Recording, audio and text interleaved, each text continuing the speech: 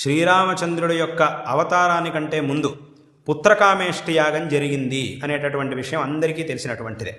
అటువంటి పుత్రకామేష్టి యాగాన్ని దశరథ మహారాజు యొక్క ప్రార్థన మేరకు ఈ శృంగేరి క్షేత్రంలో తపోనిరతులైనటువంటి అఖండమైనటువంటి తపస్సుని చేసినటువంటి ఋష్యశృంగ మహర్షి ఈ శృంగేరి క్షేత్రం నుంచి అయోధ్యకి వెళ్ళి దశరథుడి చేత పుత్రకామేష్టి యాగాన్ని చేయించి ఉన్నారు.